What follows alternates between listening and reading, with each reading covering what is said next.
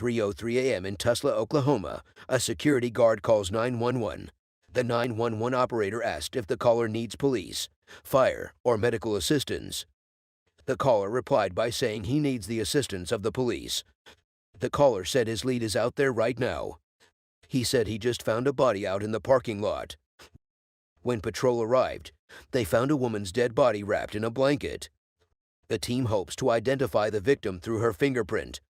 While the investigation was being carried out on the crime scene, Detective Reggie discovered a camera in a house close to the crime scene that could give them a lead.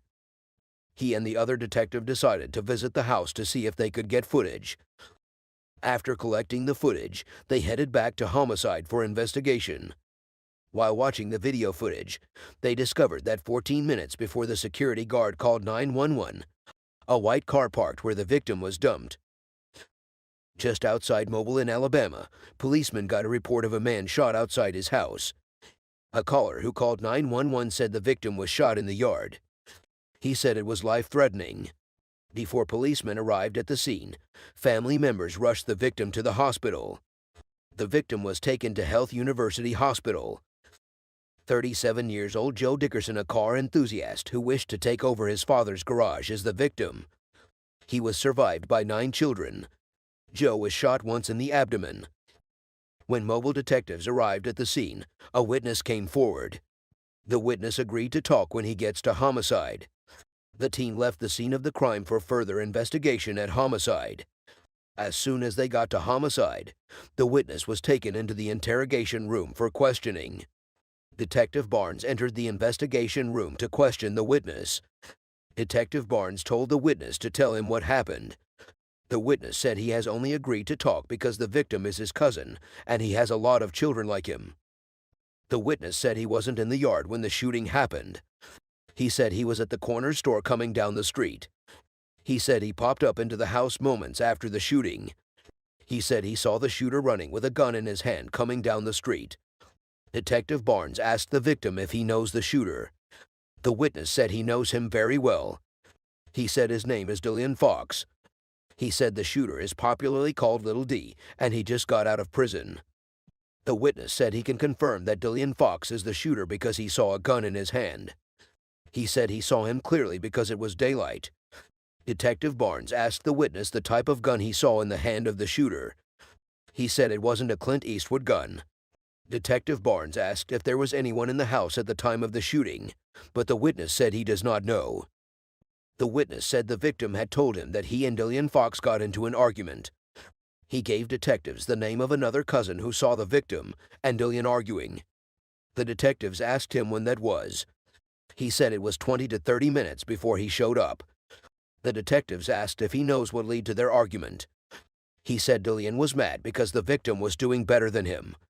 Detective Barnes asked who owns the house where the victim was shot. The witness said the house belonged to their grandmother.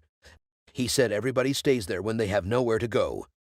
He said there were a couple of people he thinks were there at the time of the shooting, but they don't want to talk to the detectives. He said he will try and make them talk. Lead Detective Jermaine Rogers arrives after speaking with other family members at the hospital. When Rogers looks for Fox in the database, he finds that Fox is 34 years old. The team heads out to look for the cousin who witnessed the argument. 13 hours in, detectives track down the cousin at a store near the crime scene. He was taken into the interrogation room for questioning. Immediately, Detective Jermaine entered the investigation room. He asked him to talk about what he knows about the shooting. He said Little D was running his mouth. He said a few moments later, he heard someone calling his name. Detective Jermaine asked him where Little D was standing when he called his name. He said Little D was standing by the yard. Detective Rogers asked him what they were arguing about. He said they were arguing about a couple of dollars. He said Little D was saying his name like everybody that owes me will pay me what they owe me. He said he was just sitting somewhere. He said he left him and turned to the victim. Detective Jermaine asked what he was saying to Joe. He said he was telling Joe that he was going to kill him. He said he felt like he just doesn't like Joe because Joe did not owe him money. He said while Little D was arguing with Joe, he told him he was going to the 8th Street and he will be back. He said he probably went to get a pistol. The witness said he went to a store to get a soda. Little D had already dipped off before he came back. He said it was when he was coming out of the store that he heard a couple of shots. He said it was like pow. Then he heard pow, pow. He said as soon as he heard the shot, he knew something had happened to Joe. He said he knew he premeditated and did it because that was what he always wanted to do. Detective Germain asked the witness if he witnesses the shooting, and the witness said he did not. Detective Germain asked the witness if there was someone in the apartment before the shooting took place. He said his little brother was there. In the murder of an unidentified woman, detectives hope security camera caught the killer leaving her body in a hospital parking lot. The security camera pens away before the suspect got out. Detective Reggie and other detectives watch the video together to see if they can get the suspect or at least get a lead. Detective Reggie said 2 seconds earlier they have gotten a tag. Detective Reggie moved to another camera, but he discovered that the camera did not pen. Detectives looked up for the car and discovered that it was either Toyota or Honda Accord. A few hours later, a detective said he went to the autopsy when they were able to clean her body up. He said shots were all around the victim's body. He said it looks like the victim was just from a very close distance. He said the bullet that killed her was the one that hit her jugular. A few moments later, a detective said he has just received an email from the lab guy. The crime lab got a match on the victim's fingerprint. Her name is Marissa Dowie's. Maris Dowie's is a 49-year-old woman who was born in Tulsa. She leaves behind 3 children. The detective that received the email from the lab guy searched for Marissa Dowie's in the database. He got a name of a guy who had domestic issues with the victim. His name is Eli Roach. He got a 2015 report which revealed that Eli Roach came to the door of the victim and even tried to break the victim's window. He pulled her by her hair. He dragged her and began to choke her. The charges were dropped against him because Marissa did not appear in court. Eli Roach's previous convictions include ferocity and drug convictions. After they finished searching, the detectives agreed that he is someone they needed to talk to. They also discovered in the course of searching the database that the victim had a son before she died. Detectives found an address for the son's employer. After some few minutes, the detectives headed up to find the son and the guy that had domestic issues with the victim in the past. Their first point of call is the address of the son's employer. The detectives arrived at the address in a few minutes and met the victim's son there. There is no easy way to say this, but your mom has been killed, a detective said to the son of the victim. The detective told him that his mother was shot this morning. The detective asked the young boy if his mother was dating or married to someone. The young boy said his mother is still married to his stepdad, but he knows they've had problems for years. The detectives asked the young boy the name of his stepdad, and he said his name was Eli Roach. The detectives asked the young boy where Eli was living presently. He told them Eli was living in his grandpa's old house. The detectives appreciated the young boy and left after he gave them the address of his grandpa's old house where he claimed Lil was leaving. The detectives immediately moved to the address to see what they could find. When they got there, they found out that it was a lonely place that seems like nobody was staying there. But they found bloodstains on some objects in the building which prompted the officers to approach a court for a search warrant so that they can search the entire building. The detectives returned to the building after they got a search warrant. This time they entered without hesitation. In the living room, detectives found blood, a single 3ED showcasing, and a pillowcase that had the same wrapping as the one the victim was wrapped in when she was shot. After some few minutes, a woman approached the detectives and said she used to date Roach. Detective, how long have you been dating Roach? She said she has been dating him for a year. Detective, what kind of car does he have? My car, a white Acura, she replied. The detective pulls up the video of the car seen in the surveillance video and asked her if that was her car. She replied in the affirmative. The detective asked how she would find Roach if she was to find him. He told her to think of some of the places Roach could be at that particular time. She told the detective that she does not know much of Roach's movement. She told them there was no way she could figure out where he would be at that particular moment. Last night on the phone, the family gave detectives an address of where to find the victim's close friend. It was reported that she was the last person that the victim was seen hanging out with. When detectives arrived at the apartment, they knocked and a woman answered. "Detective, I am working on Mary's case and I know she was here the other night." "Yes," she replied. She said it was the night before the last, and she left her apartment about a quarter until 2 a.m. Back to the investigation of Joe Dickerson, detectives identified a possible suspect known as Ernesto Little D, who is Joe's cousin. Now, they need to find an eyewitness who was present at the scene. Joe's cousin, who has been speaking with detectives, told them they would probably get more information from his brother. Detectives asked him where they could find his brother. He said his brother would still be in the yard by the time detectives get back there. He said his brother might be hanging out in the family house while the shooting happened. Detectives left homicide and made their way back to the crime scene to see if they could meet the guy that might probably be there while the shooting happened. As detectives arrived, they found a possible eyewitness and he agreed to talk at homicide. He entered the car with the detectives and they all headed back to homicide. As soon as they arrive at homicide, the witness was taken to an investigation room for question. "You know what we are here for?" a detective asked. "Yeah, for the murder of my cousin," he replied. "I know it's going to be odd to talk about, but Joe needs your help to talk about what happened," the detective told him when he noticed he was still reluctant to talk. He started his speech with the word. Little D did not really like Joe. He said nobody ever figured out why. He said Little D had been drinking that morning, and he was loud all day. He said Little D just started talking out of nowhere and kept talking about how people owed him money. He said a few moments after, Little D started arguing with his brother. He said Little D was ready to fight him. He said his brother was also confronting Little D a little bit. He said Little D calmed down a little bit after he confronted him. He said after that Little D started threatening Joe. He said Little D told Joe that he was going to gun him down if he finds him here when he gets back. He said Little D left and disappeared for a little while, and that was when he got access to a gun. He said he and his uncle was standing in the yard. He said his instincts just told him to stand there. He said he doesn't know why, but out of nowhere, the front door was sprung open, and he saw Little D's arm come out of the house with the pistol. He said that was how Little D shot Joe one time. Back to the murder of Mary, detectives just learned that her estranged husband, Eli Roach, has allegedly threatened to kill her in the past. Detectives are at the home of Mary's friend, whose report showed that she was the last person that hanged out with Mary. Detective, so, in the past when you heard him say "I'm gonna kill you," did you hear him say that more than once, or you heard him say that one time? A detective asked. "Probably more than once," she replied. Detective, I appreciate you. Take care of yourself. Okay, she replied. As the first 48 winds down, the developing story showed that documents revealed that Mary was shot inside her home, and investigators believed her husband dragged her outside and dropped her body off. An arrest warrant has now been issued out for Eli Roach.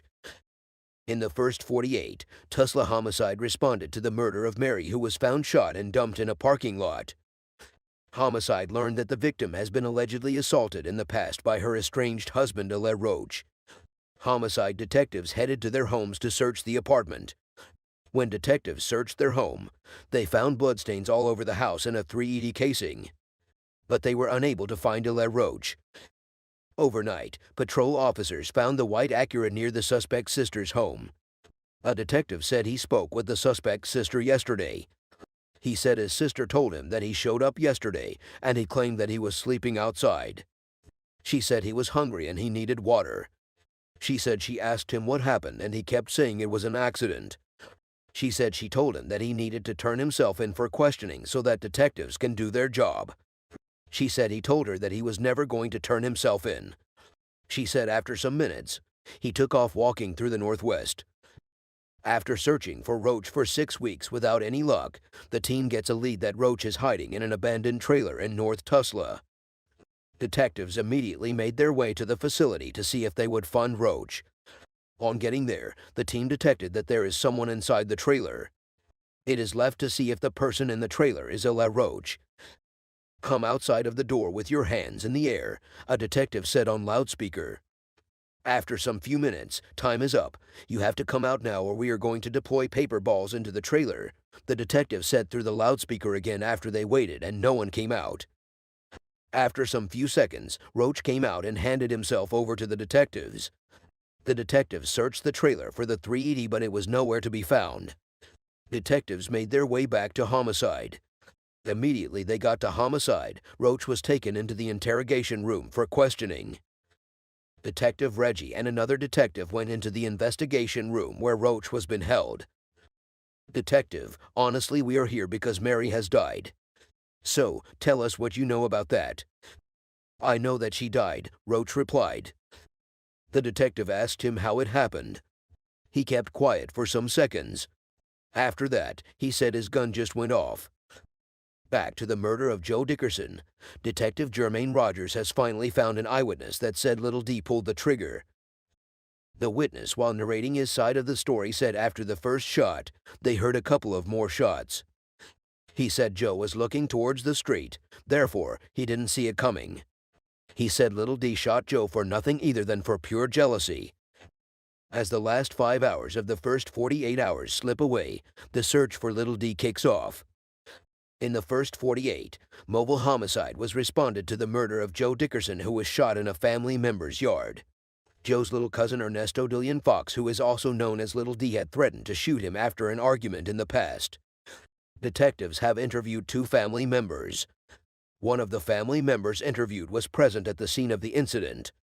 Detectives have gotten a warrant for Joe's arrest. After 3 months, with no sign of Little D, he turns himself in. Man, do you know what we are here to talk about? A detective asked. Yes, sir, Ernesto Fox replied. Do you wish to talk to me right now? The detective asked him again. I don't wish to another any questions now, he replied.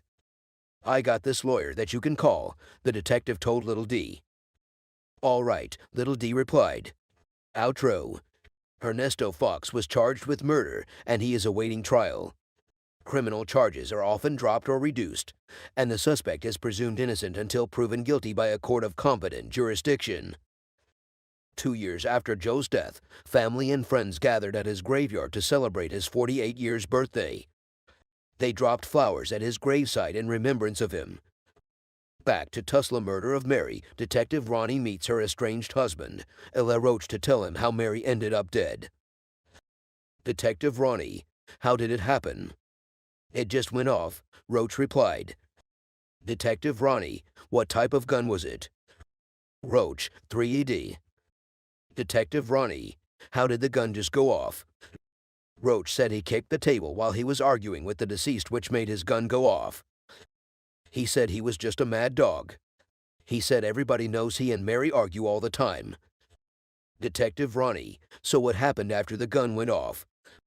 He said firstly he knew she was shot. Then, he realized she was not breathing.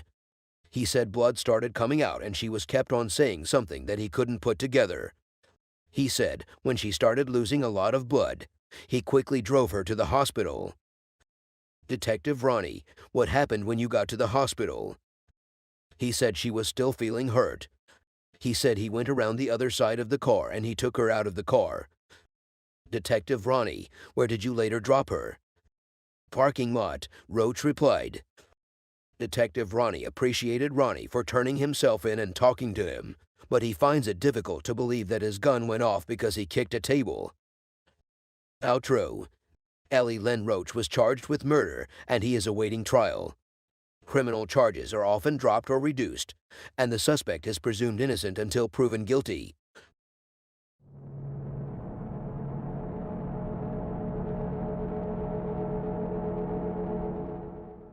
12:27 in Tulsa, Oklahoma. 911 operators received a call from an unknown caller. 911 operator, do you need police, fire, or medical? Caller, somebody just got shot. 911 operator, where's the person that shot him? Caller, I don't know. I was driving and I just heard the shot and I heard him scream. And I looked and I saw him lying there. He's lying on the ground and there's blood everywhere. He's naked. 911 operator, okay, let me get you connected with the MSA. Detectives immediately rushed to the scene of the incident. They met a dead body lying on the ground just as the caller said. 53 years old Michael Binder was born in Chicago and raised in Hawaii. He moved to Tulsa 17 years ago, living for a time with his mother and stepfather. Michael struggled with drug addiction for many years, but he was active in his church and was trying to turn his life around. Michael was struck once in the side of his head. Patrol transported a neighbor and the apartment leasing agent who called 911. While detectives Reggie Warren and Max Ryden continued working on the scene, two other detectives decided to go downtown to conduct interviews. From there, they will go ahead and start digging into the victim's past. Maybe they might get lucky with some information. An hour later, Detective Max Ryden gets a lead after answering a call to the victim's phone. Michael's friend Stuart said Michael planned to meet a woman earlier in the day. Detective Mark told other team members that Detective Max has been answering the victim's phone as it's been ringing. He told them there was someone that called that he's going to meet with that has some information. He said they were going to just get through those witnesses. While Detective White gets started with Michael's neighbor, Detective Leatherman interviews the leasing agent. Detective Ronnie, my name is Ronnie. I'm a detective here. I'll just ask you to tell whatever story you have and we'll go from there. Mike's neighbor, I was in my car and I heard someone screaming help, and then I heard something that sounded like a pop. Then I saw two people running. Detective Ronnie, were they running from the apartment where the shooting happened? Mike's neighbor, yeah. I saw them just driving by. Then I saw his body, so I parked my car and got out to see if he is okay because I knew who he was. Detective Ronnie, okay. Mike's neighbor, I saw his body there and I didn't know how to react. Detective Ronnie, can you describe the people you saw running as best as you can? Mike's neighbor, honestly, I saw just two white people. One of them had blonde hair. It may be down or up. It was kind of long, so it was a female. Mike's neighbor, yeah. The other guy is a white man, I think. I didn't see their faces. Detective Ronnie, have you noticed them out there before? Mike's neighbor, no. Detective Ronnie, have you had any struggles with him? Mike's neighbor, no, not with him. He is really quiet. I remember he was just trying to get his life together. I know he had a past with drugs because I did his background check, but he was not violent. He was all about peace. Next door, Detective Mark is ready to interrogate another neighbor of Mike. She said she parked outside his apartment moments before the shooting. Detective Mark, all right, so just tell me what happened. Mike's neighbor, I saw a guy and a woman going towards that apartment. They knocked and they went in. About 30 seconds later, I heard the guy yelling for help. After that, the gun went off. After that, they ran off. Detective Mark, were they white or black? Mike's neighbor, both are white. The male has a beard and short hair. The female has blonde hair. Detective Mark, okay. Mike's neighbor, both of them were very skinny. Detective, maybe they used drugs kind of skinny. Mike's neighbor, yeah. Detective Ryden returns from speaking with Michael's friend. Detective Ronnie came out of the interrogation room to address other officers. He said both witnesses described the suspects as a white male and a female with blonde hair. He said other than that they couldn't give any additional identifiers. Detective Ryden returns from speaking with Michael's friend. He said the victim was in some program where he gets help getting an apartment and a job and stuffs like that. He said the guy he just talked to known as Stuart said he's back into selling meth. He said it looks like he would have lots of girls over there doing drugs. He said Stuart was with him all night. He said a little after 4 a.m., he went to his house, and he said while he was there, he was going to re-up with his plug. Michael gave Stuart the name of the woman that supplied him with drugs. He said he was supposed to re-up for 4 to 5 ounces. Michael told Stuart that he was afraid of her. He said he left around 5:30 a.m., and the plug had still not gotten there. The detectives said they need to have access to Michael's phone. Michael's phone received several Facebook message alerts. Unfortunately, there is a lock pattern on Michael's phone. The team hopes to find out if Michael was in contact with his supplier. Detective White has to wait to get Michael's phone records and Facebook Messenger history because of the lock pattern on Michael's phone. Detective Ryden notified Michael's mother and stepfather. His parents said he is the most non-violent person you will ever meet. They said he will rather give someone his money than fight over it. His parents have lost 2 sons in the last 2 years over drug issues. Detective Mark, hey, what did you find out? Tell me you have some videos. Detective Reggie, no. The apartment complex building has one surveillance camera that doesn't work. The detectives were shocked that the camera could not capture anything in broad daylight. Detective Mark said he will revisit the area. Maybe some witnesses may come up and start talking to him. 20 hours in, a detective said he will make a flyer that he will rake to the complex. He said some of the people over there might have a camera in their residence, and he will like to have a bunch of it to be able to hand out with his phone number on it. And he will also be able to put the word out that they are looking for some information.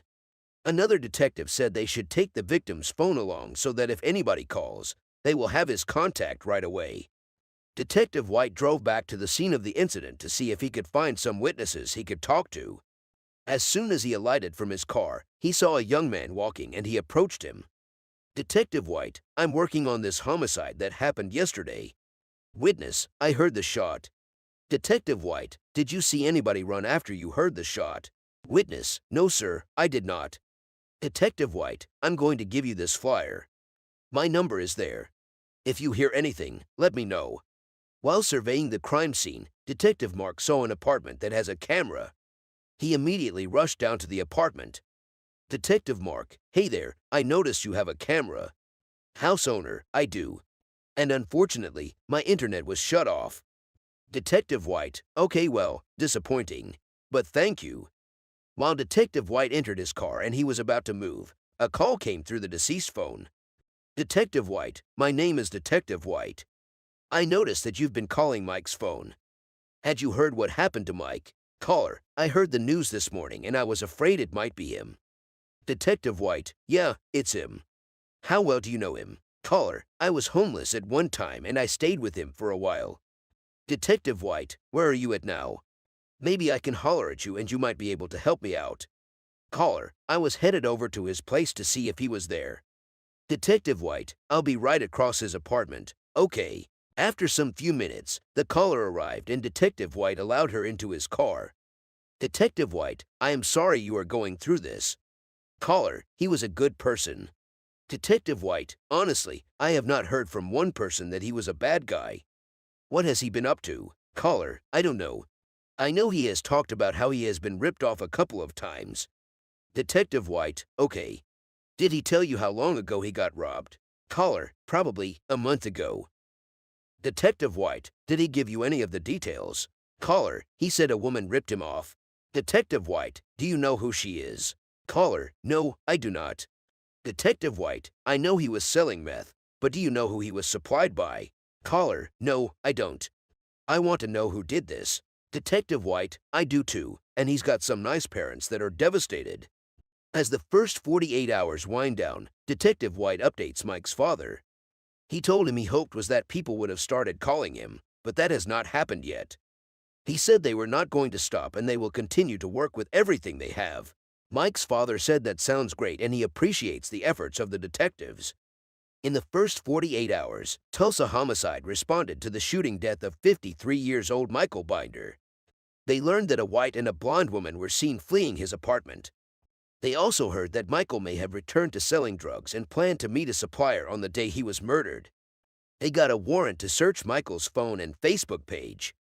They have searched for witnesses at Michael's apartment complex, but have come up empty. The next day, someone called Detective White's phone and left a message. Detective White played the voice note for Detective Ronnie so. The caller said he wanted to remain anonymous, but he has some information about the shooting in Tulsa. He said he knows the girl and she told him what happened in detail last night. He left a phone number that Detective White can use to get to them. Let me try to call it, Detective White told Detective Ronnie. Detective White called him and he agreed to meet with him. Detective White and Detective Ronnie headed to the meeting point where they agreed to meet with the tipster. The tipster said Michael's supplier is staying at a nearby motel. 4 days after Michael's murder, the warrants team sets up surveillance on the supplier's motel room. A few minutes later, a car drove to the door of the supplier. A white male with a gray t-shirt came down from the car and knocked on the door of the room. He was let in by someone who the detectives were not able to identify then. A few minutes later, the white guy came out of the room with a female loading the stuff off. They both entered the vehicle and started driving. The detectives tracked down their car and arrested them. They and the detectives headed back to homicide. Immediately they arrived at the homicide. Both of them were taken into a separate room for questioning. Detective White and Detective Zanoni entered the investigation room, where the white female was been held. "Hello, my name is Detective Jason White, and this is Detective Zanoni over here," he said. "I'm working on a murder. That's what we do." He said they know sometimes in these investigations, people do stupid things. Female suspect. "Yeah, I see where you are going with your investigation. I was in his house. When I left him, he was completely fine." Detective White. "Let's stop. Whose apartment did you go to?" Female suspect. "Mike." Detective White. "The day he got murdered." Female suspect. "Yeah, that day." Detective White. "What time were you over there?" Female suspect. "It was 7:50 a.m. Detective White. "Did you ever go back in that apartment that day?" Female suspect. "No, not at all." Detective White. "You went over there with whom?" Female suspect. "With a man and another woman." Detective White. "Why did you go over there?" Female suspect. "He wanted me to come over there and see him." Detective White. "For what?" Female suspect. "Just go and visit him." Detective White. "Here is the decision that you have to make. Either you want to go down the road of I want to savage my life and I want to have a life, or you want to go down with somebody else potentially for the rest of your life." He said he doesn't think they had any issues other than he was a little bit behind on his. She interjected by saying he didn't owe her any money. She said he didn't owe her a single dime. Detective White told her she will go to jail for murder. She interjected in a sober mood saying she had no idea who killed the victim. Detective White asked her where she was. She said after she left Michael's apartment, she and her friends spent the afternoon at a flea market. Detective White. "If anybody tells me that you were going to confess you were there, then that is a flat-out lie." Female suspect. "Absolutely, it is a lie." Detective White. "Do you have any objections to us looking at your phone?" Female suspect. "Yeah, you can look." Detective White. "All right. Sit tight and be patient." Detective started going through her phone. They found a text between her and the friend she said she met up with around the time Michael was murdered. The text corroborates her alibi. Detectives discovered the information they got from the tipster was not correct. They know it's frustrating, but they had no other option than to release the two suspects. 2 weeks later, Michael's Facebook Messenger records finally came in. Detectives found a series of messages between him and his female. The name of the female is Eli Roach. The messages were sent before the homicide happened. The conversations were like hanging out. There was somewhere in the conversation where the victim told his female friend that he was going to give her 2 zips if she makes it to his apartment within an hour. Detective Mike asked Detective Ronnie what a zip means after he read that part of the message. Detective Ronnie told him a zip means an ounce. Lena arrived at Michael's complex 30 minutes before his murder. Detectives were able to get her picture and her location through the Facebook Messenger chat. They got to know that she is a blonde-haired lady who lives in Sapulpa. Detective White immediately called the Sapulpa PD for a background check on Lena. The Sapulpa PD told detectives that she has some stuff on her. He said she had no prior felony convictions, but she is a person of interest in a missing firearm investigation. The Sapulpa PD told Tulsa detectives that Lena could be wrapped up tonight if they want it done. Tulsa detectives told him that will be great. Detective White told them he will be more than happy to come to them. An hour later, Sapulpa PD brings in Lena. Detective White and Detective Ronnie made their way to the Sapulpa police station to try and talk to Lena and see what she has to say. Detective White and Detective Ronnie made their way to the interrogation room as soon as they arrived at the police station. Detective White. "Hello, young lady. I do not know the reason why they brought you here, but I wanted to talk to you about something else. Do you know how to read and write?" Lena. "Yes." Detective White. "And you read what is on my shirt and it says homicide?" Lena. "Yes." Detective White. "Do you have any idea why I want to speak with you?" Lena. "Yeah, honestly, yeah." Michael Binder. Detective White. "Yep. Lena, he was my friend. I helped him once. They wanted me to go over there so they can just take his grocery home." Detective White. "Okay, who are they?" Lena. "Nicholas Gibson and Ruthie Blair."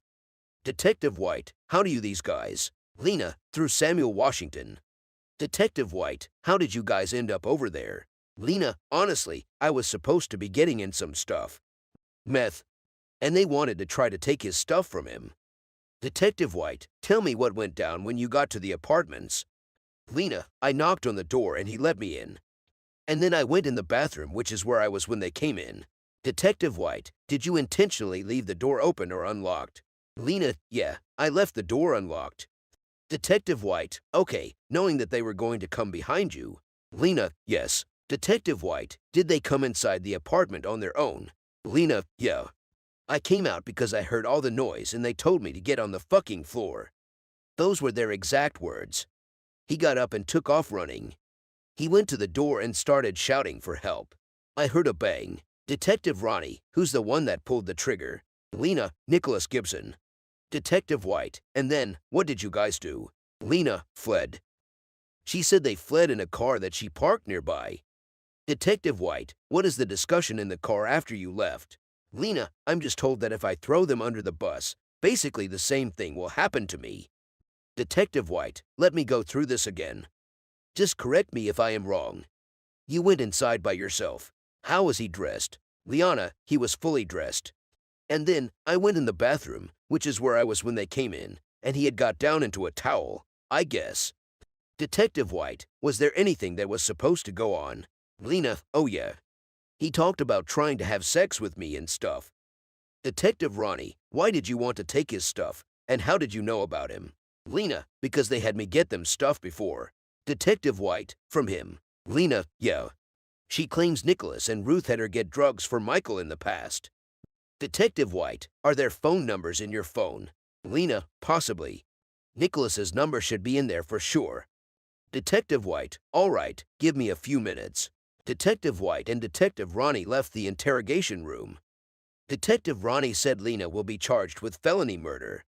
He said that we'll start working towards getting an arrest warrant for both of her accomplices. Both Nicholas and Ruth have prior convictions for burglary. Detective White said their efforts would now be to find both Nicholas and Ruth and bring them in safely. 4 days later, Detective White gets a lead. He got a tip about Samuel Washington's investigation. The tipster stated that Michael and Lena have had some sort of relationship. White said the way he is hearing it is that he potentially directed Lena to do the robbery. An hour later, Detective White brought Lena back to homicide. Detective White, you already went out on a limb and told me everything as far. Liana, yeah. Detective White, I'll just get to the parts that I'm wanting to shore up.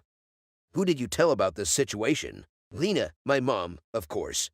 Detective White, anybody else? Lena, that's the only other person I mentioned it or talked to about it.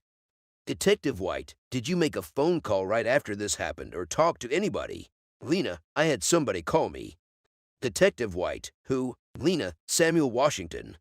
Detective White, this guy right, while showing her his picture. I am not going to waste anybody's time here. Do you have a relationship with him? Lena, he was my boyfriend. Detective White, so that is what I am getting at. I do not want you to sit there and protect that guy. Liana, no, I am not trying to protect anybody. He has told me to do things that I... Detective White, okay, let's get into that. Tell me exactly what he told you to do. Liana, to do whatever it takes to get the money to bond him out. Lena claims Samuel wanted her help to get out of jail. So, he hatched a plan. He planned that Liana would rob Mike. He wanted her to set it up for Nick and Ruthie to go do it. Okay, give me a quick minute, Detective White said while he and Detective Ronnie left the interrogation room. He asked Detective Ronnie what he found. Detective Ronnie said he is looking at murder and conspiracy to commit a felony. Detectives decided to have Samuel transported from jail for questioning. Later that day, Samuel was brought to homicide. He was taken into an interrogation room for questioning. Detective White, first of all, my name is Jason White. I am a homicide detective. You had said something that you want to clear your conscience when we were in the car coming down here.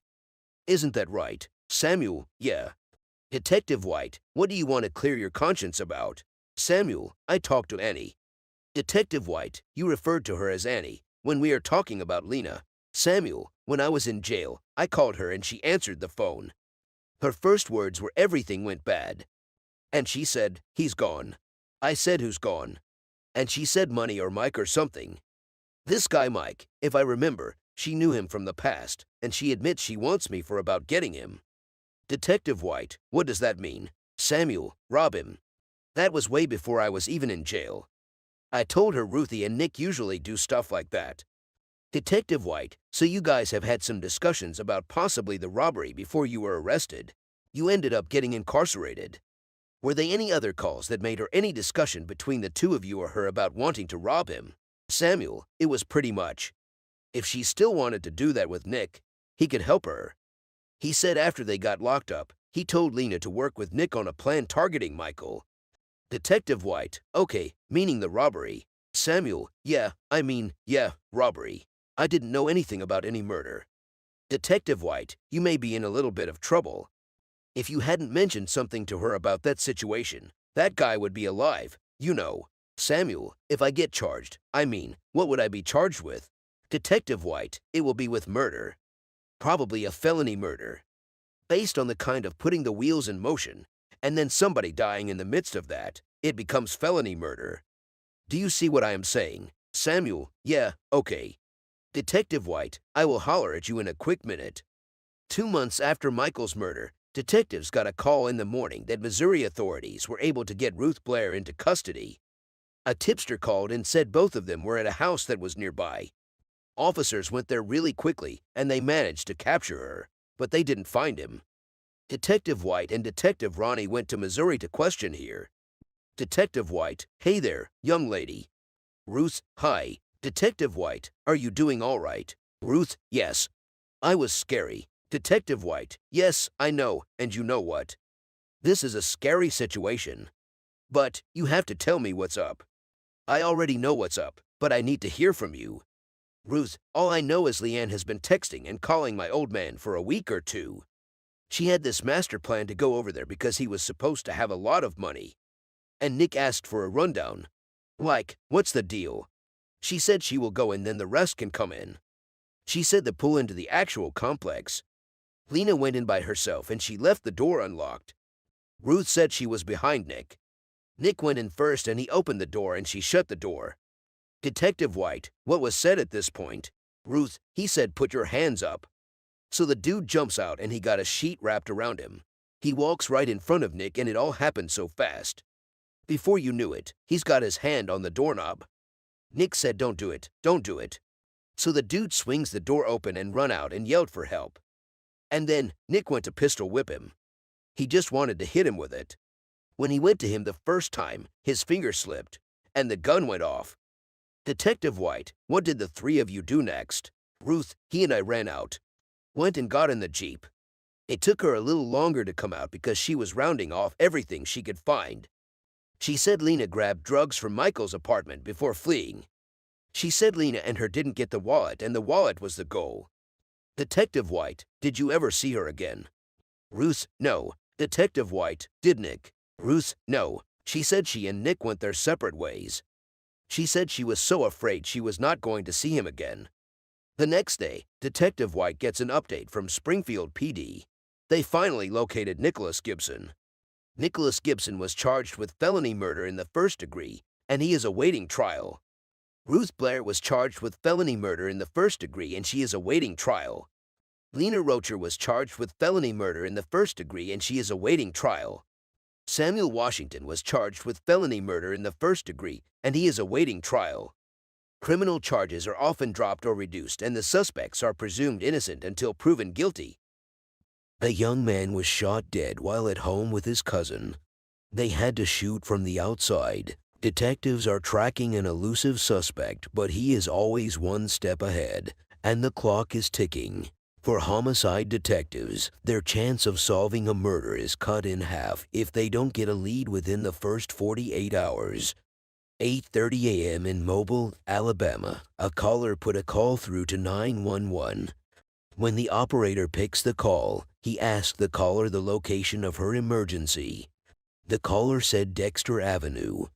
The caller told the 911 operator to send emergency very quickly because the victim was still breathing. The operator told her that officers will be on their way immediately. He said he needed to know what happened exactly. The caller said she doesn't know what happened. She said she just heard shots ringing out of nowhere and the victim got hit. The operator asked her where she and the victim are. A man close to the woman told the 911 operator to send in help very quickly because the woman is still breathing. 911 operators said he is going to send help right away. The man told the operator to hurry up. He asked if the person that shot the victim was still nearby. They said they do not know. When the medical emergency unit arrived at the scene of the incident, they transported the victim to the hospital, but he died while in the car. The victim is a 23-year-old Dunta Davis who grew up in Mobile and worked for FedEx. He leaves behind his mother, sister, girlfriend, and young daughter. Dunta Davis was shot twice in his chest, once in each arm, and his back. In the bedroom where Dunta was found, there were 4 spent .380 shell casings. Dunta's cell phone was on the floor of the living room. Pre-packaged packs of marijuana were also found in the front door. Dunta's cousin Michael and his roommate who were inside when the shooting happened have agreed to talk when they get to homicide.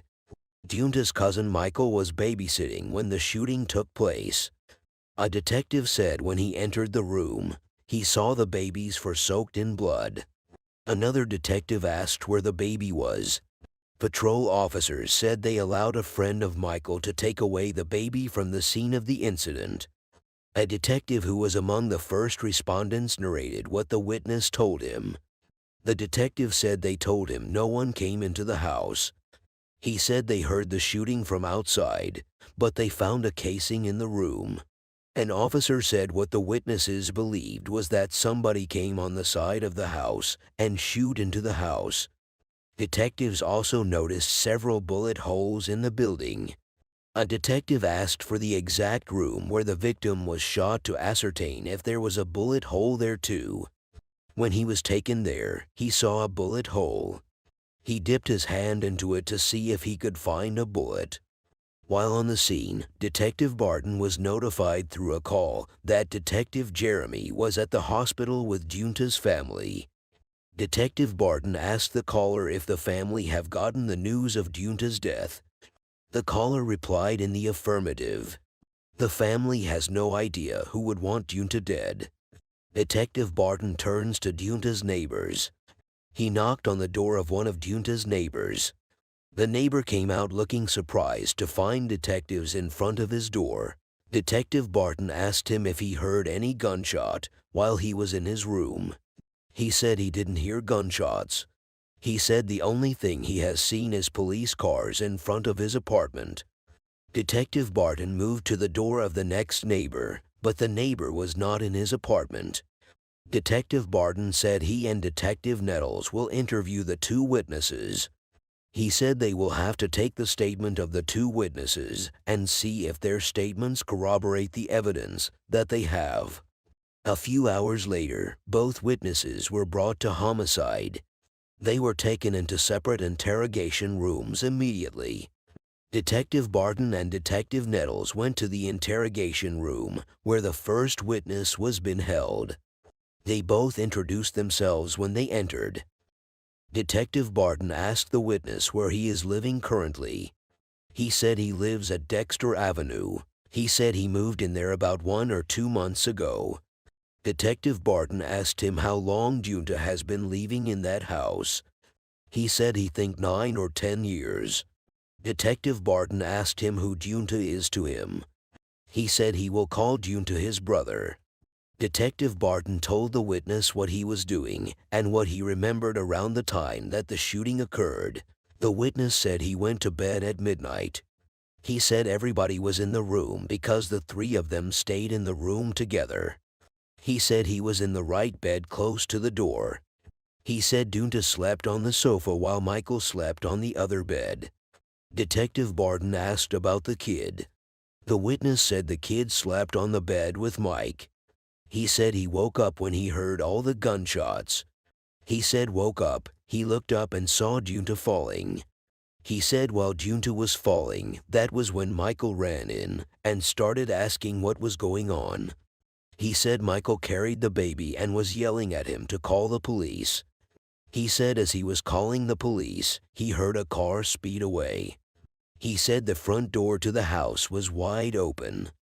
Detective Barton asked him if he saw the person that did the shooting. He said he did not see the person. Detective Barton asked him how the gunshot was fired. He asked him if the gunshot sounded like it was in the room with him or not. He said the gunshot sounded very close. Detective Barton asked the witness if it was possible that the shooter was in the room and he didn't see the shooter. He said it's possible. Detective Nettles asked him if he knows the status of Dunta presently. He said he doesn't know Dunta's status presently, but he will want to know. Detective Nettles told him that Dunta is dead, which means both of them are in a serious situation at the moment. Detective Barton told the witness that they think he has been truthful with them since the beginning of the interrogation, but they know without a shadow of a doubt that he has not told them everything he knows. Detective Barton asked him if there was anything else that happened in the house that he has not told them. He said he is specifically referring to the shell casing they found inside the bedroom. The witness said Michael does shoot out the window sometimes. He shoots out the window on the ground outside and in the backyard. Detective Barton asked him why Michael does that. He said Michael does that to know if it worked properly. Detective Nettles asked him when Michael shot out the window. He said that was about 2 days ago. Detective Barton asked him the type of gun that Michael uses. He said Michael had shot with 38, 380, or whatever it was. Detective Nettles asked him if the shell casings that are in the room are from Michael's gun. He said that is his guess. Detective Barton asked if Michael has any other pistols at home. He said all he knows is a shotgun. He said when he sees the shotgun, it used to be by the TV stand. The two detectives left the interrogation and they moved to where Michael was being held. When they entered the room where Michael was being held, Detective Barton introduced himself and introduced Detective Nettles too. Detective Barton asked Michael whether he saw the person that fired the shots. Michael said he did not. He asked him if he believed that Michael was shot inside or outside of the house. He said he believes Michael was shot from the outside. Detective Barton told Michael that they found shell casings by the side of his room. Michael said he had a 380. He said he shot at the window a few days ago. Detective Michael asked him what he was doing. He said he was testing it. Detective Barton said it looks weird to him that he chose the out of a window of all places to test his gun. Michael said he chose it because he was nervous if he walks outside, police were going to walk by and they will see him shooting a doggone gun. Michael said he has gotten rid of the gun because he has sold it to his big dog who lives in Mayville. Detective Barton asked Michael if he would be able to get them back because they need to match it. Michael said he can get it back. Detective Barton told Michael he wants to know what has been going on regarding Dunta. Michael said nobody comes on a Sunday morning and kills another person without a reason. Michael said Dunta had some fake 20 seconds from one of his homeboys. He said Michael has been telling them that he is fixing to try to get a whole zip of Reggie. He said 3 days ago, Dunta wanted to buy some low-grade marijuana or Reggie suing counterfeit $20 bills. Detective Barton asked Michael if he knows the person Dunta was trying to pass those 20 seconds to. He said he was trying to pass it to a guy who has Haitian dreads. He said that's the only person he thinks might be mad at Dunta. The team searches Dunta's contacts on social media. They checked for anyone matching the suspect's description. While the detectives were checking Dunta's contact, his mother reaches out to Detective Barton through a phone call. Detective Barton, after consoling her, asked her about the last time she spoke to her son. She said she spoke to him about a week ago. She said the conversation they had was just a regular conversation. Detective Barton asked her whether any of Dunta's friends has reached her or had offered her any sort of idea of what happened or anything. She said no one has reached out to her. Detective Barton told Dunta's mother to call him if she has any questions. He said he will call her also when he gets new information. A detective said there is nothing more they can do that night. Detective Barton addressed the detectives. He told them they will regroup the next day and they will try to figure out if they can find the guy that Dunta was trying to buy weed from. The next afternoon, an anonymous tipster called in about the murder. The tipster said that around 8 last night, his friend called him and asked him whether he knows that T has been killed. He said he told him he had no idea. He said the guy that shot Dunta came to his house right after he shot Dunta and tried to give him the gun and some drugs. He said the guy was bragging about shooting T. The tipster said his friend T was killed by a guy known as Michael. He said the killer is fat and has a beard. He said the shooter may be somehow related to Dunta's family. Detective Barton said was that, as he was getting that information from the tipster, he also got a call from Birch. Birch's father, Paul Birch, is a captain in the mobile sheriff's office. He said Birch also said the shooter's name was Michael and the shooter was possibly related to Dunta. He said after the shooting, Michael fled to a family compound. He said Birch didn't give the address, but he said the whole compound was surrounded by a big privacy fence with a barbed wire. Detective Nettles said the only issue with Birch's information would be that the suspect fled to a family house in Plateau. He said they had Michael at the headquarters after the shooting. He said he is not saying that Michael was the shooter. What he was trying to say is that some information might have crossed the line. A few minutes later, Detective Barton's tipster gave an address for the shooter, who heard the confession.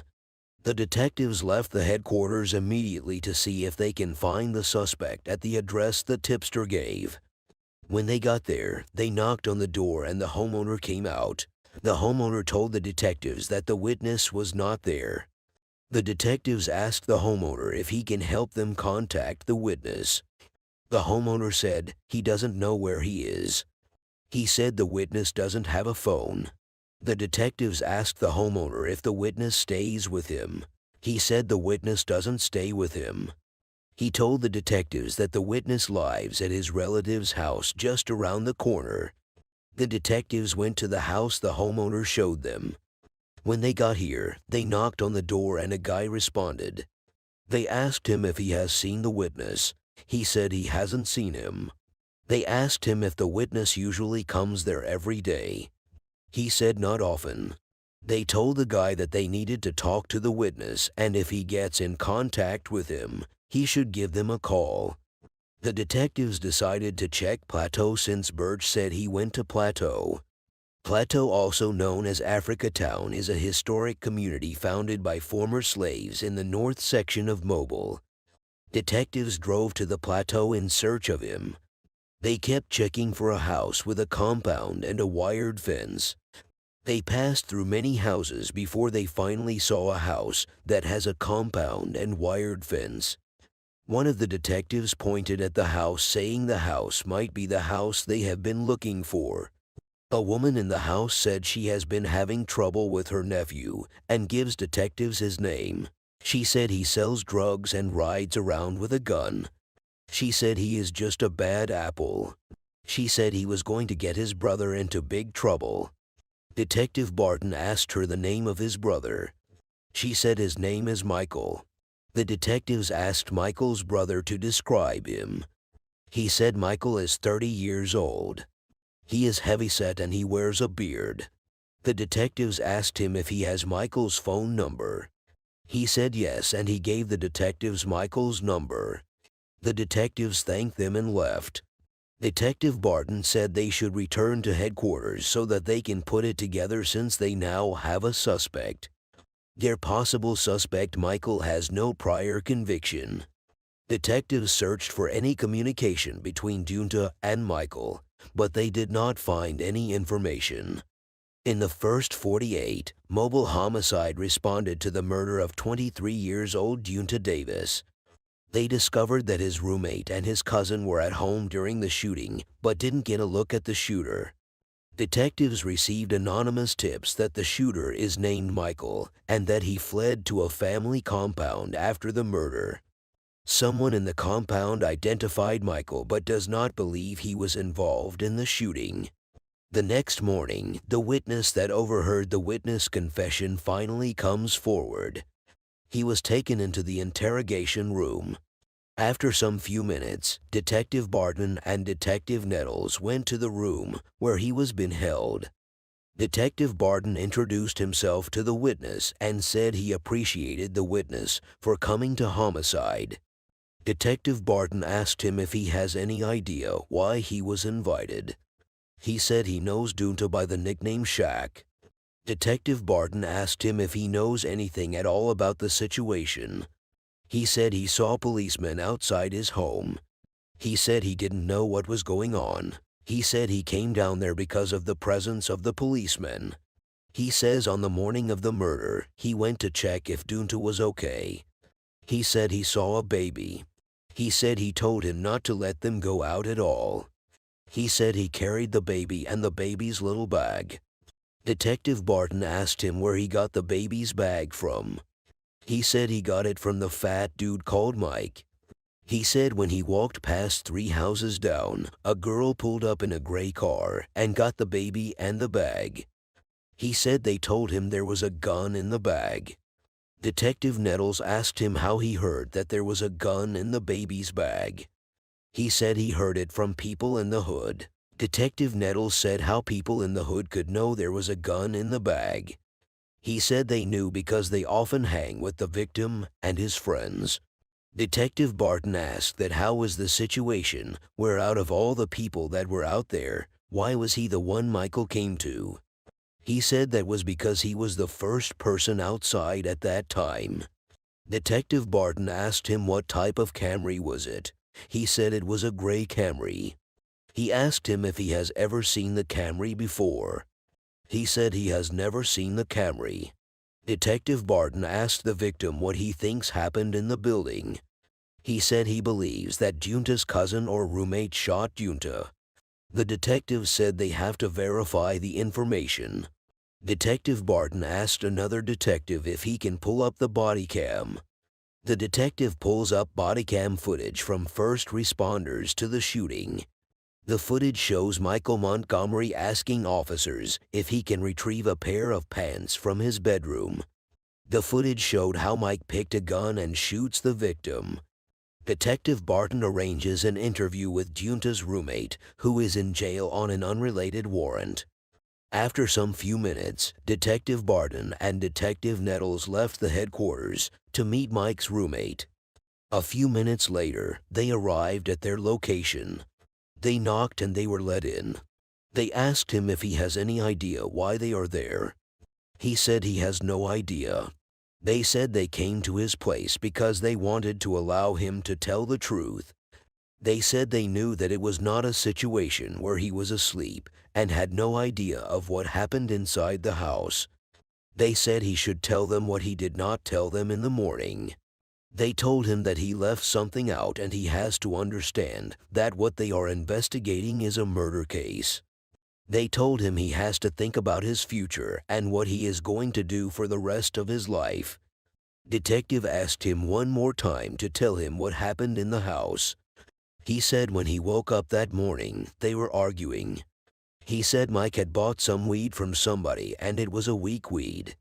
He said Dunta, who goes by the nickname Dee, was hassling about the weed.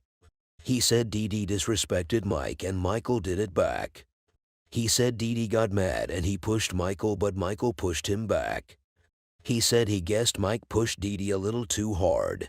He said when Michael pushed Dee grabbed the shotgun and he told Michael he was going to shoot him. He said Mike grabbed his 380 guns too. He said Dee was asking Michael if he was going to shoot him for real. At that point, Dee cocked his gun. He said Michael started shooting immediately. Dee cocked his gun. Detective Barton asked how many times Michael shot Dunta. He said Michael shot him 4 or 5 times. Detective Barton asked him the whereabouts of the shotgun and the 380. He said the shotgun is in the house, but he doesn't know what happened to the 380. Detective Barton asked him why he did not tell them initially, and he said he doesn't know. They asked him if he has anything to say, and he said he has nothing more to say. 189 years old Michael Montgomery has no prior convictions. The next night, the detectives got information on the possible whereabouts of Mike. They got information that Mike is staying in a relative's house in nearby Pritchard. The team leave the headquarters that night and headed to Mike's location. When the team arrived at the apartment, they knocked on the door. A woman came out to speak to the detectives. They asked her if Michael was there. She was hesitant and not willing to talk. The detectives kept asking her because they detected through her body gesture that Mike might be there. During that process, a detective sighted Mike in the apartment and told him to come out with his hand on his head. Mike finally came out and he was taken into custody by the detectives. They took him to the interrogation room as soon as they arrived at homicide. Detective Barton went where Mike was being held and asked him if he will like to talk to him. He told Detective Barton that he will talk to him if he wants him to talk. Detective Barton told him he wants to know what happened to Dunta. He said when he got up, he went into the bathroom and closed the door. A few seconds later, he started hearing the gunshot. He said he immediately grabbed his baby and ran out of the bathroom door. He said all he saw when he came out was Dee falling to the floor. He said the police showed up after that, and that was what happened. At that point, Detective Barton raised his voice on Mike. He told Mike that what he has been telling them is not the truth. He said he knew that because Mike was not the only one leaving with the deceased. He said the evidence that they have dictates that Mike is not telling the truth. He told Mike that he was ready to give him one last chance to say the truth. Mike also got upset. He told Detective Barton that he was not going to say anything. He says he will rather remain quiet. When he said that, Detective Barton and Detective Nettles left the interrogation room. When Mike left the room, he immediately put a call through to the DOAS office to present his case. He said he wants to know if there is enough evidence to arrest Michael Montgomery for murder. When he dropped the call, he came to where his other team members are. He told them that they have sufficient evidence to charge Michael Montgomery for the murder of Dunta. Detective Barton and Detective Nettles returned to the interrogation room where Mike was being held and officially arrested him for the murder of Dunta Davis. The shotgun and the .380 were never recovered. No one else was charged in connection with the case. Detective Barton put a call through to Dunta's mother, Miss Ottery, and told her that they have arrested Michael Montgomery for the murder of her son. 8:58 p.m. in Mobile, Alabama. A woman put a call across to 911 operatives. As soon as the 911 operative answered the call, she asked about the woman's emergency. The woman said she needs the police right there in Mobile Terrace. The operative asked the woman for her address. The 911 operative heard the woman asking the name of the street from someone else. The caller got the name of the street from the person. She told the 911 operative that the street is Claude Harris Drive. She told the operative that someone just shot her son. The 911 operative asked the woman whether her son was still conscious. The caller told the 911 operative that her son is dead 3 times. She said someone has just killed her son.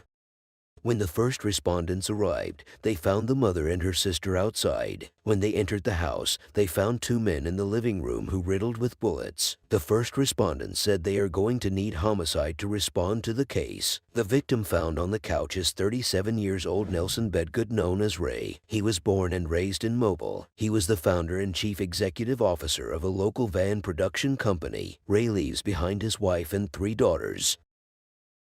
Ray was shot 6 times, 3 times in the head and once in the shoulder, chest, and arm. The second victim is 41 years old guy known as Blue, was also born and raised in Mobile and recently quit his job as a cook in a local restaurant to start a landscaping business. Blue leaves behind 4 children, his mother, and 2 sisters. Blue was shot 5 times, 3 times in the head, once in the arm, and once in the back. Detective Jeremy asked CPL Nick Crepeau whether they have talked to any of the neighbors. The officer said one of the neighbors he interviewed said they heard several gunshots around 8:45 p.m., which was exactly 10 minutes before the 911 call. He said the neighbor thinks it was two different guns just by the sound. Detective Jeremy asked one of the officers if she thinks the deceased returned fire. The officer said she doesn't think so. The team collects a phone found next to Ray's body. They also found a small piece of cracked cocaine in Ray's front pocket and bloodstains in the kitchen. One of the officers said it's obvious that the deceased have been cooking crack. CPL Jermaine Rogers knows Blue from growing up in the neighborhood. He said Blue served 8 years sentence for intention to distribute cracked cocaine. He said Blue was released 4 years ago.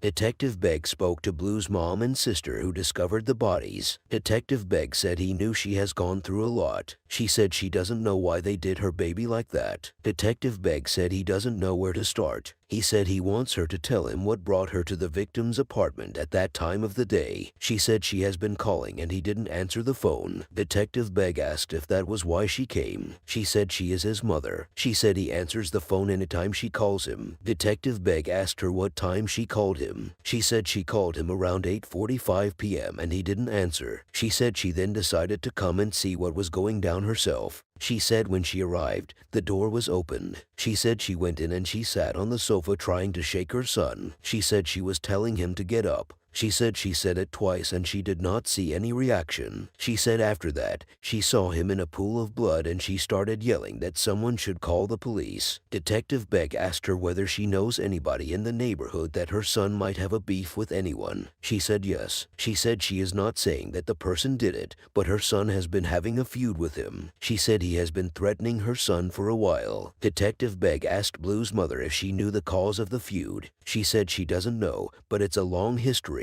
She said she doesn't know who did this, but she hopes they are caught and punished. Detective Begg appreciated Blue's mom. He said if she hears anything, she should call him immediately.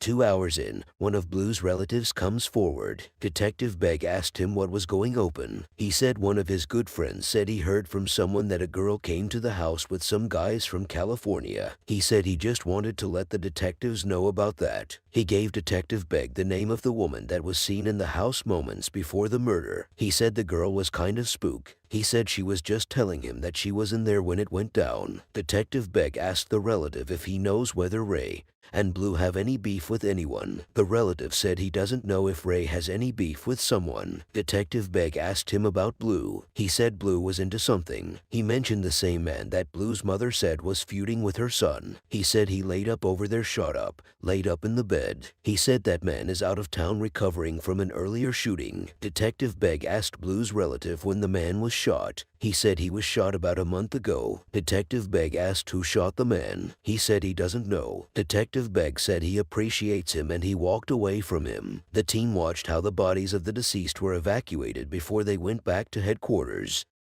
When they got to the headquarters, Detective Begg searched Ray's phone hoping to find the number for the woman who was at the house before the murder. With little to go on, the team decided to reach out to the woman. When she answered the phone, Detective Jeremy introduced himself. He asked the woman if there is any way she can come down to their headquarters. She agreed to come.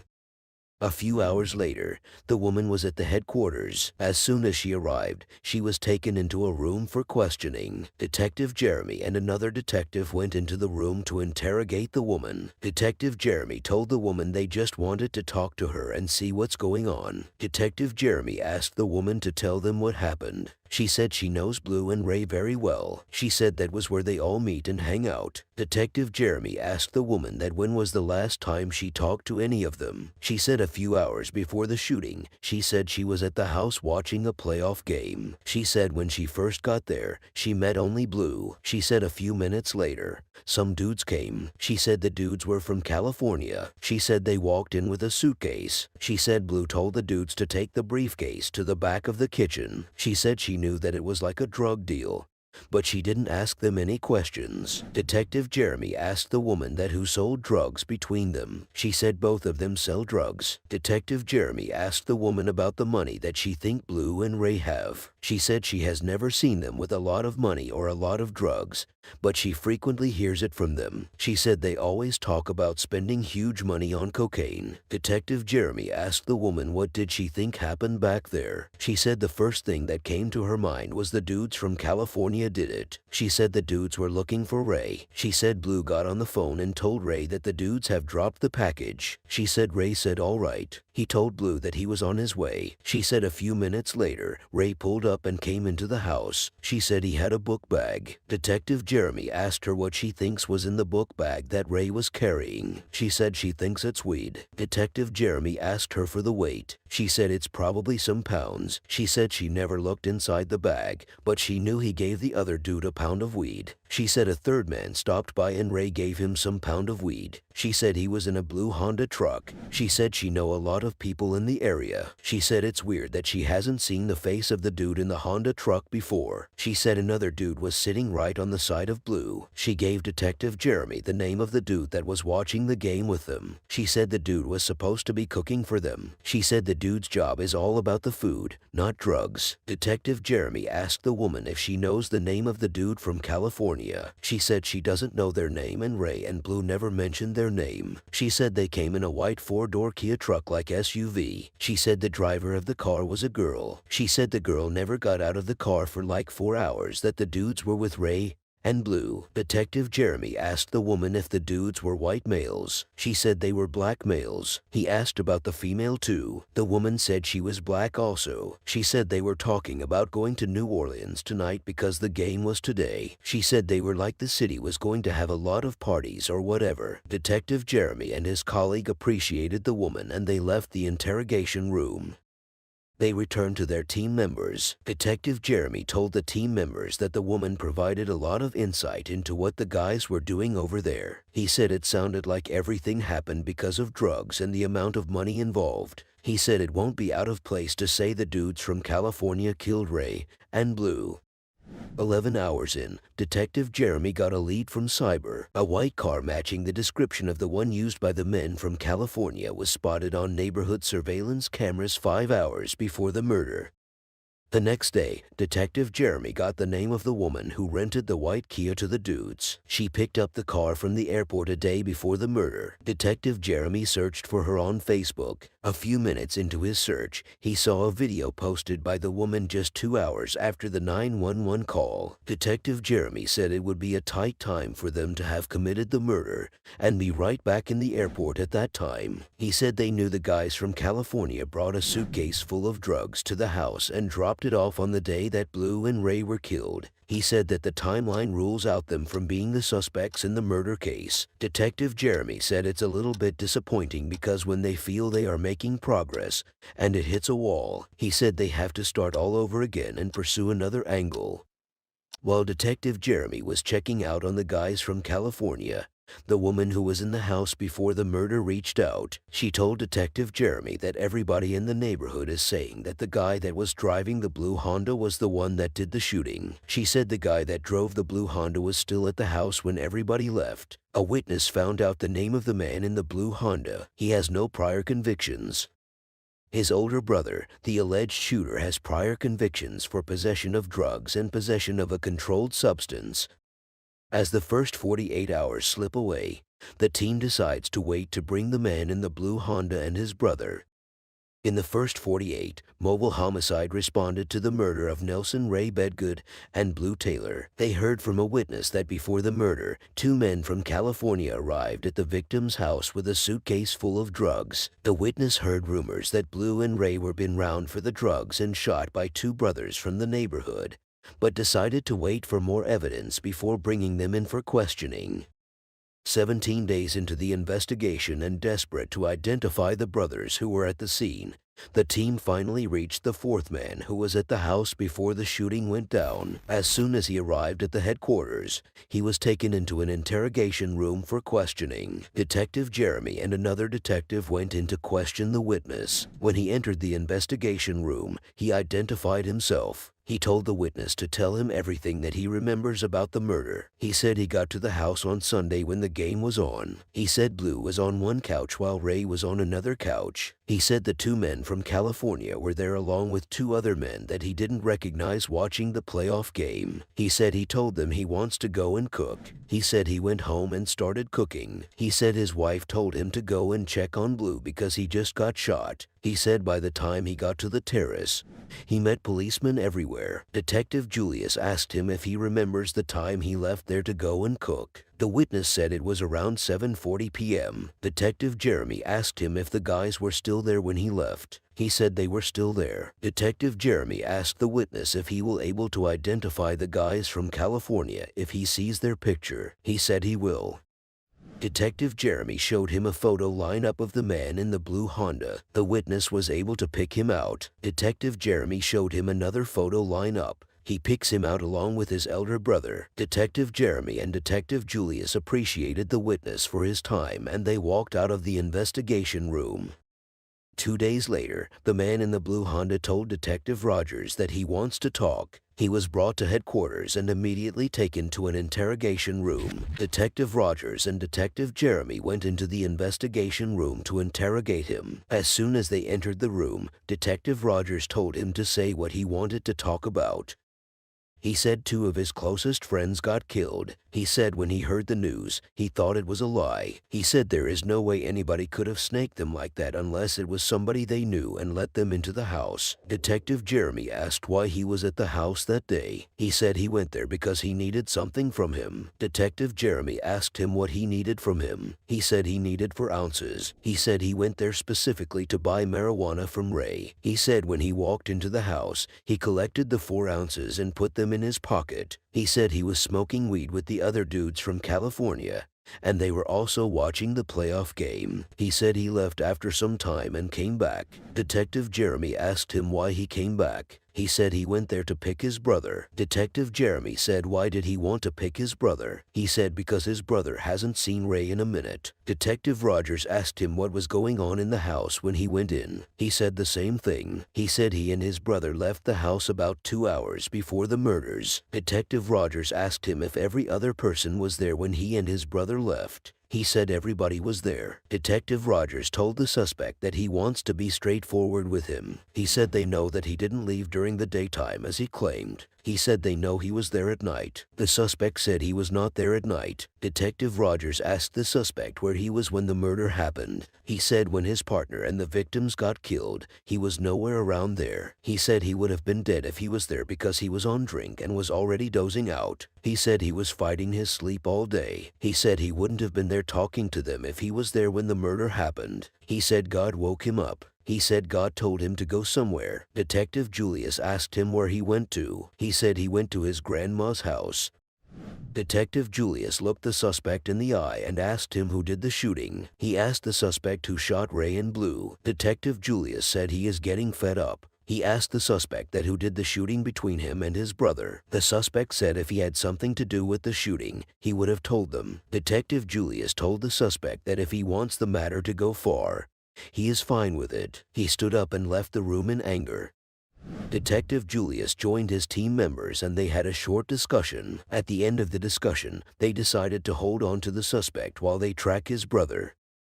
Detective Julius put a call through to the brother. He told him that they want him at the headquarters for questioning. He said he will be right there because he has nothing to hide.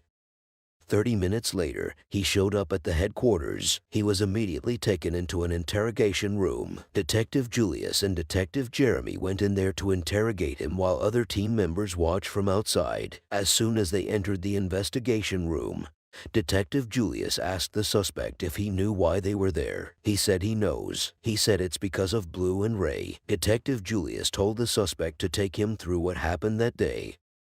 The suspect said his brother came to him that day and asked him if he wants a ride with him over there. He said they went to Terrace to see his partner, Blue, and Ray. He said they watched the playoff together. Detective Julius asked the suspect who was at the house when they got there. He said they met Blue, Ray, and two other dudes that he doesn't recognize. He said there was also the man who left around 8 p.m. to cook dinner. He said there wasn't anything going on rather than watching all of them watching the game. He said a few minutes later, his brother came to him and told him that they should leave. Detective Julius asked the suspect what time they left. He asked it if it was dark. The witness said it was dark when they all left. Detective Julius asked the suspect who was there when they all left. He said to be honest, he thinks they were the last people to leave. Detective Julius asked him again whether they were the last people to leave. He said they were the last people to leave if he isn't mistaken.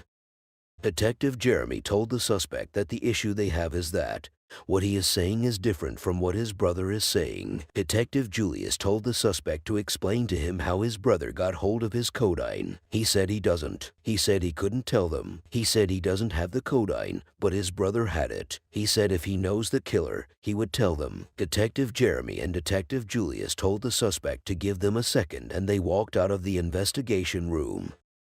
Detective Jeremy and Detective Julius joined other team members who were watching the interrogation on their screens. Detective Jeremy said he thinks the elder brother is more honest. Detective Jeremy worked on the case for 5 more months before he finally got a break. A man came forward claiming that the man Blue was feuding with was involved in the murder. He said the man was screaming in the hood like everyone that challenges him will end up like Blue and Ray. The man Blue was feuding with has prior convictions for receiving stolen property. He spent 5 years in prison after pleading guilty for drug possession with the intent to distribute. Detective Jeremy said it is clear that hatred exists between the two. He said they gave to find the man, sit him down and see what they can get from him. 2 months later, with no sign of the man, Detective Jeremy left the homicide and ended off the case to Detective Rogers. After a 5-month search, officers finally tracked down the man Blue was feuding with and he was arrested on a warrant. Detective Rogers said he can't wait to interview the man and see what he can get from him. He said Detective Jeremy is not coming back, so he has to interview. Detective Rogers went into the interrogation room with another officer, while the rest of the team members watched the interrogation from their computers. As soon as Detective Rogers entered the investigation room, he told the suspect that he wants to know what happened in Terrace. The suspect said he doesn't know what is going on. He said he was at home recovering from gunshot wounds on the night that Blue and Ray were murdered. Detective Rogers told the suspect to tell him what happened before then. The suspect said Blue paid some boys $1,500 and a half ounce of powder to come and kill him. He said when he came out of his store, they started shooting at him. Detective Rogers asked the suspect why he was shot. He said he doesn't know. Detective Rogers told the suspect to take him through what happened on the day Ray and Blue were killed. The suspect said he was at home on his sofa smoking a blunt of weed that day. He said he was at home minding his business. He didn't go anywhere. Detective Rogers asked the suspect where his son was that day. He said his son was at his aunt's house in Pritchard. The suspect said he was happy it was all over. He said they shouldn't get him wrong because he was happy. He said he was happy because no more shooters are coming at him. He said he cared less what happened to them because they paid some folks to kill him. Detective Rogers asked the suspect that why does he think that people are saying he was involved in the murder of Blue and Ray. He said he thinks that when the feud got them, he told some folks that Blue had that dope and they came and got him. He said there hasn't been anything since then. He said that's the only thing he can think of. Detective Rogers asked him who he contacted to make it happen. He said he didn't contact anybody. He said he doesn't have friends. He said he prefers to be in custody because it's safer for him compared to the neighborhood. The suspect became angry and said he isn't talking anymore. He said they should take him to the Metro. He said he is cool with that. Detective Rogers and his colleague walked out of the interrogation room and joined other members. The man Blue was feuding with was taken to jail on his unrelated warrant. Detective Rogers said he will check all his phone records. He said if he pulled that off, he will certainly make calls to some people. He said he will check his phone records and see if there is any link. Detective Rogers was unable to secure accurate phone records for the prepaid cell phones used by the man beefing with Blue. The man has not been charged with any crime concerning Blue and Ray's murders. 2 years later, the case remained unsolved.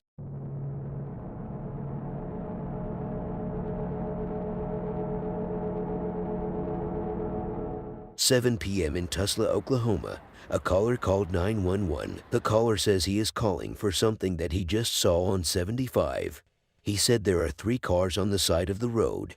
He said as he was approaching them, one gentleman jumped out of his car and ran to the car directly behind him. He said it looked like a gentleman started punching the driver. He said somebody is going to need some help there. The 911 operator said he was going to notify officers.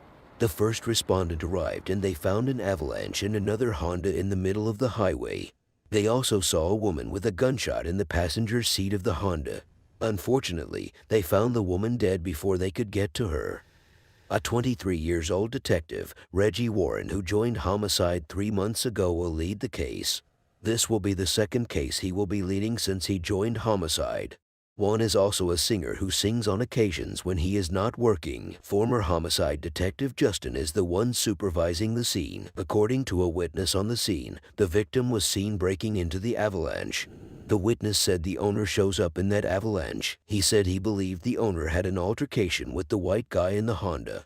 The white guy driving the Honda had fled the scene.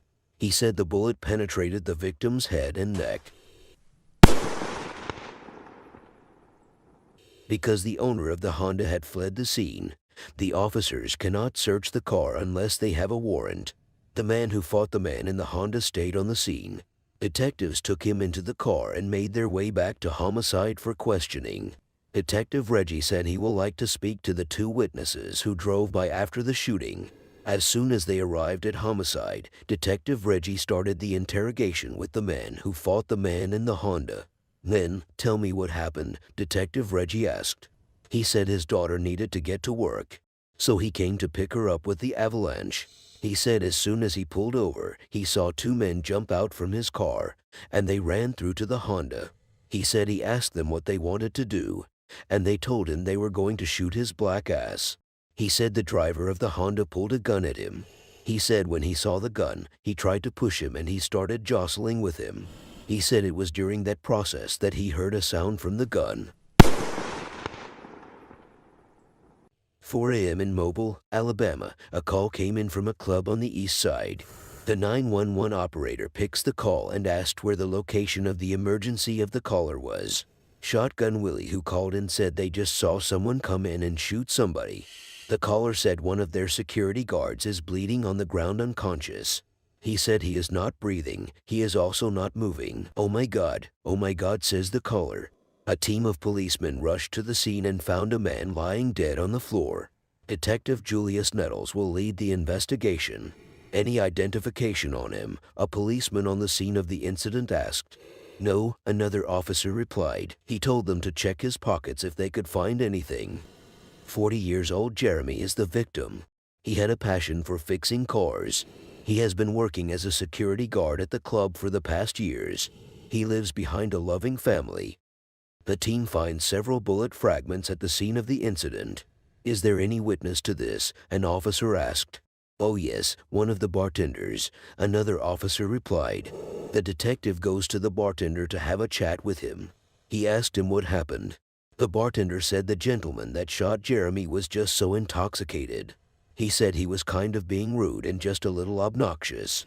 He said the shooter was at his bar and went over there and poured a beer out on the floor.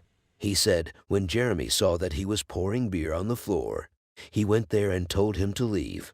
He said the shooter didn't want to leave and so Jeremy just reached around and got him in a chokehold.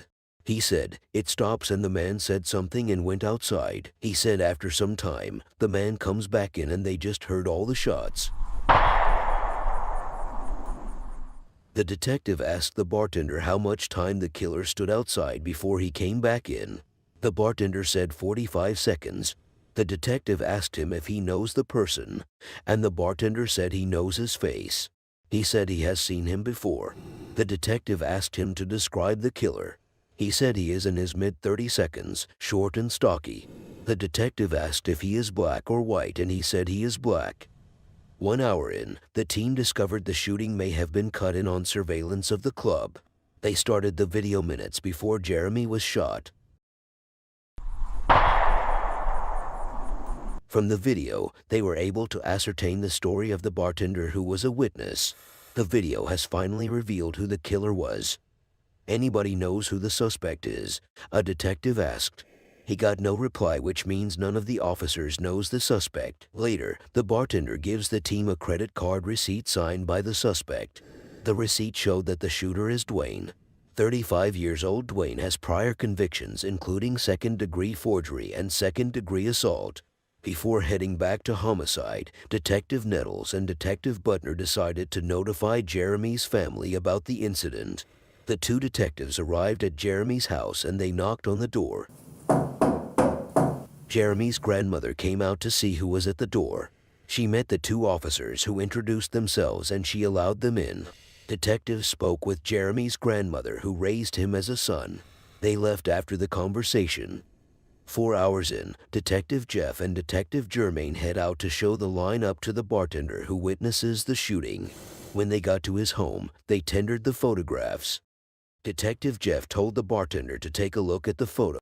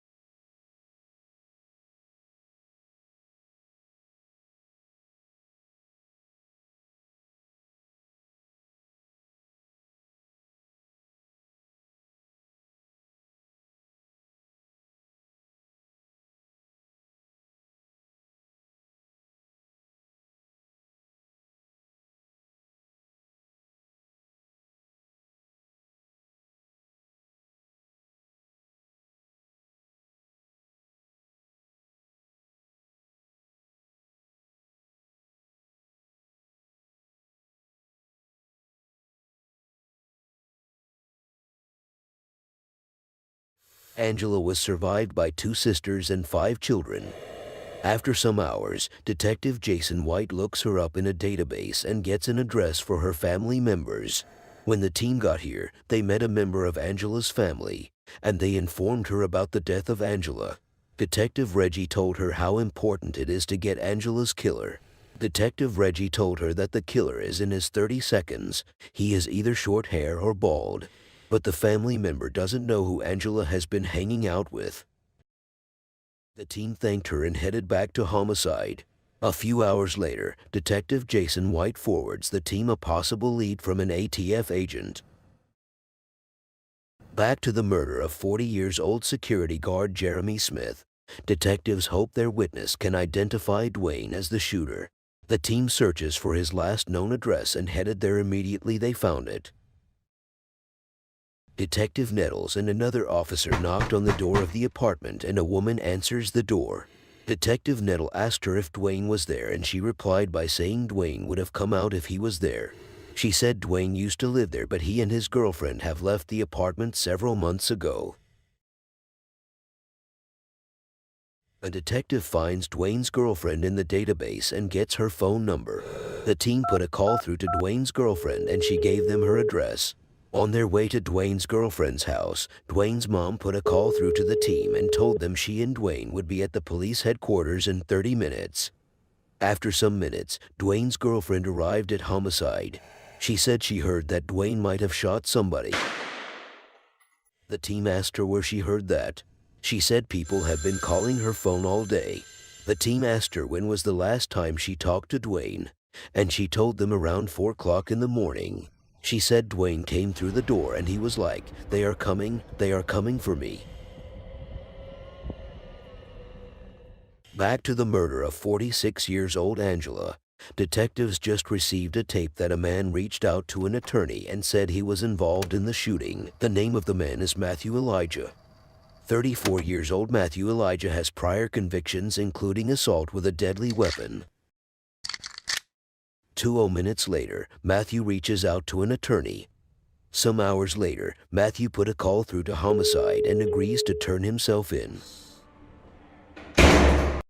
He gave them an address where he will be waiting for them. The team got into the car and headed to the address Matthew gave them. When the team arrived at the address, they surveyed the area waiting for Matthew to approach them. One of the team members who was standing at another place radioed the team members and told them he has a visual on Matthew. He told them Matthew is walking southbound, drinking at 40, and wearing a ball cap. Matthew was finally apprehended and brought to homicide. Detective Reggie reaches out to the man who fought with Matthew at the scene to see if he can identify Matthew. Back to the murder of Jeremy Smith. The team hopes the suspect, who is Dwayne's girlfriend, can explain why Dwayne may have pulled the trigger. She said Dwayne was like, they are coming. The detective asked if he said anything other than that. She said that was what he said and he went right on back out after that. The detective asked if he had a gun at that point, and she said she did not see a gun with him at that point because his pants were way down. The detective asked if she tried to call him after that. She said she called but she got no response. The detective appreciated Dwayne's girlfriend for being truthful with him and left the interrogation room. After some minutes, Dwayne's mother brought him to homicide as she promised earlier. It was time for questioning. The detective entered the interrogation room where Dwayne was being held. He told Dwayne that they had already seen the video of what happened. What they just wanted to know is why he did what he did. Dwayne told the officer that he was not ready to say anything. The detective left the interrogation room in surprise. The team went back to the video to see if there is any reason why Dwayne would not want to talk, but they could not find any. The team concluded that Dwayne would be charged for murder. 12 hours into the next 48, Detective Nettles closed his case.